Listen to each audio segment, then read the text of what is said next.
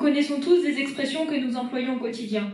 Elles sont imagées, humoristiques, et nous savons tous qu'il ne faut pas les prendre au pied de la lettre.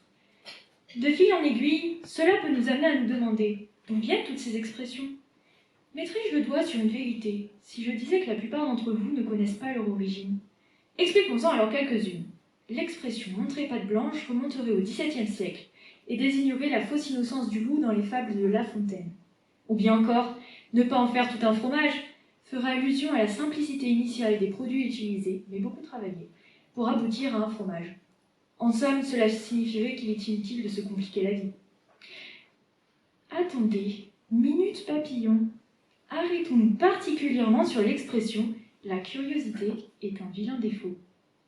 Celle-ci évoquerait les vilains du Moyen-Âge, autrement dit, toutes les personnes opposées aux nobles.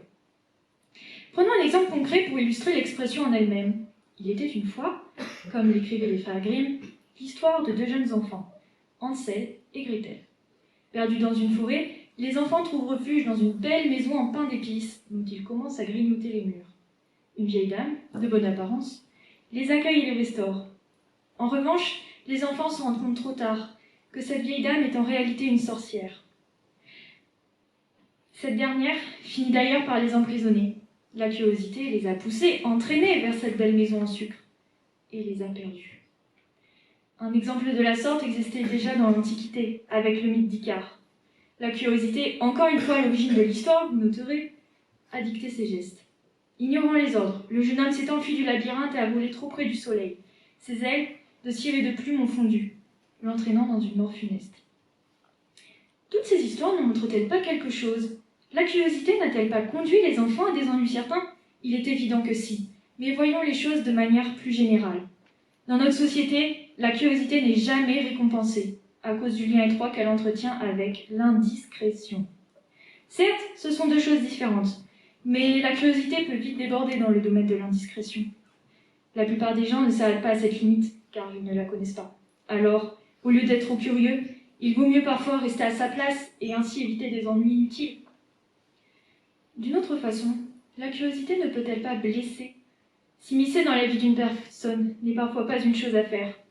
Chacun de nous a une histoire différente, marquée par des peines et des joies, plus ou moins traumatisantes.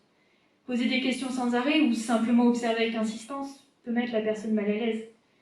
Peut-être que certains événements du passé doivent rester secrets et ne pas être déterrés, parce que la personne l'a choisi ainsi.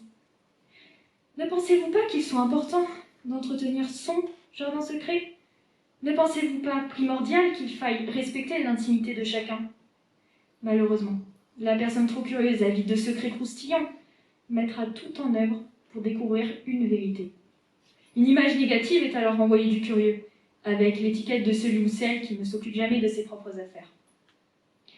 Mais surtout, la curiosité ne représente-t-elle pas aussi un danger?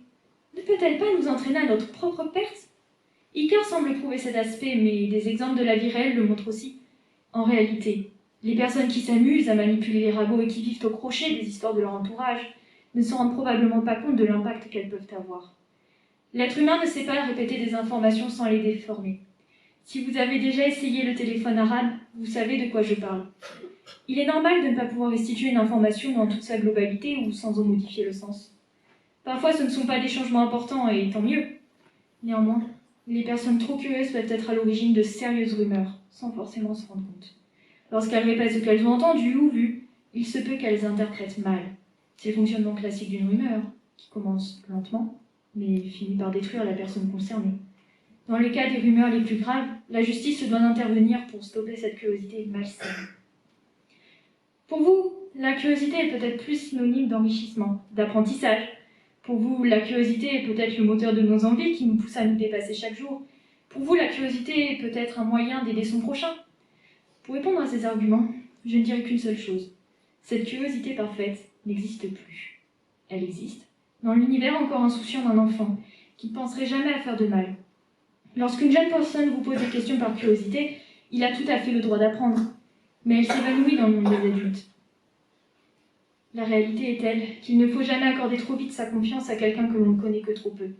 D'une curiosité saine chez l'enfant, nous passons à une curiosité malsaine chez l'adulte. Bien sûr, tout le monde n'est pas comme cela, et heureusement, mais gardez toujours à l'esprit que ce type de curiosité sévit et fait des victimes chaque jour.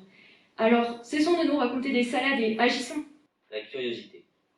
Vous savez, je peine à croire que la curiosité soit vilaine, et je peine à croire que la curiosité soit un défaut. Alors vous comprendrez aisément que je peine à croire que la curiosité soit un vilain défaut. Au fond, la curiosité n'est que l'expression de l'envie d'apprendre, de découvrir de nouvelles choses, de nouvelles opportunités. Sans la curiosité, où en serions-nous maintenant? Où en seriez-vous maintenant? Où en serais-je? Certainement pas ici devant vous. À un âge plus enfantin, mon esprit était dévoré par la curiosité. Certainement que vous aussi, car ce qui est génial quand nous sommes enfants, c'est que l'on ne connaît rien. Alors s'empare de nous une curiosité dévorante, l'envie de toucher à tout, l'envie de goûter à tout, l'envie d'explorer. Cette envie, ce besoin, sont très vite réfrénés par nos parents qui prononceront cette phrase « Arrête d'être trop curieux ».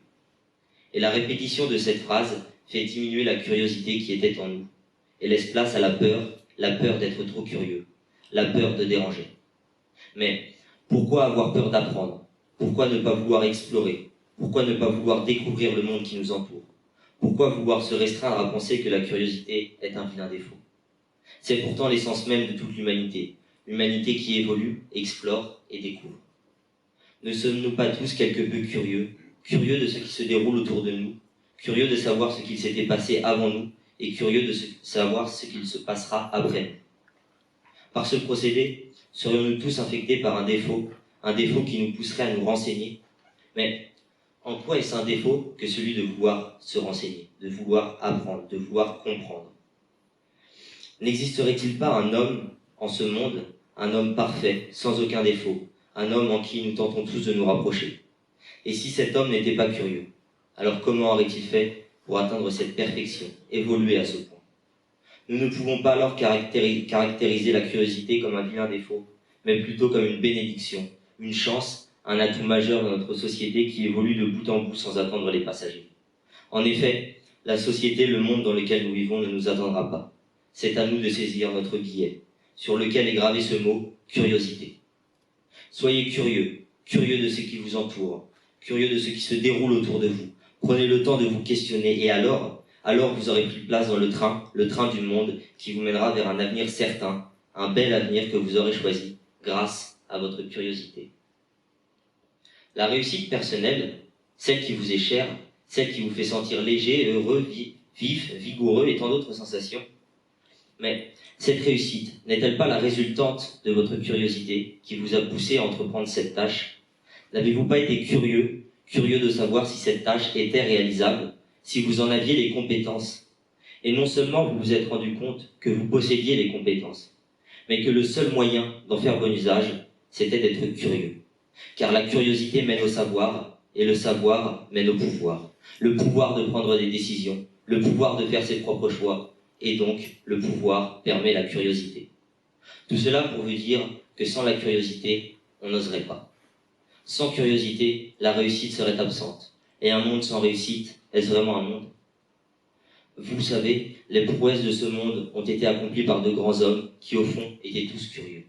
Albert Einstein prononça ces mots: « Je n'ai pas de talent particulier, je suis fondamentalement curieux. » Vous me rétorquerez qu'il est totalement possible de progresser dans la vie sans être curieux, comme la plupart des gens de ce monde, et que si vous ne voulez pas être curieux, après tout, c'est votre choix. Qui suis-je, moi, pour vous demander de faire preuve de curiosité? Votre choix ne dépend que de la manière dont vous voulez progresser dans la société. En effet, si vous voulez suivre le troupeau, toujours être le dernier au courant, si c'est à cela que vous aspirez pour votre avenir, alors allez-y, ne soyez pas curieux. En revanche, si votre but, votre objectif, c'est de toujours viser le meilleur, de ne jamais laisser tomber, de toujours persévérer, alors je vous inviterai volontiers à prendre votre billet, le billet de l'indépendance, de la liberté et par-dessus tout de la curiosité. Ne laissez pas la peur vous gouverner et emparez-vous de la curiosité. Répétez et amplifiez mes paroles, non, la curiosité n'est pas un vilain défaut. La curiosité est belle, elle est source d'espoir, et cet espoir, c'est vous qui le ferez rayonner. C'est vous qui ferez rayonner la curiosité, c'est vous qui l'élèverez au plus haut, et n'oubliez jamais que la curiosité est votre moteur, votre essence, c'est ce qui nous permettra de faire des choses plus grandes, c'est ce qui vous permettra de réaliser des choses plus grandes. Soyez curieux, ce n'est pas un défaut.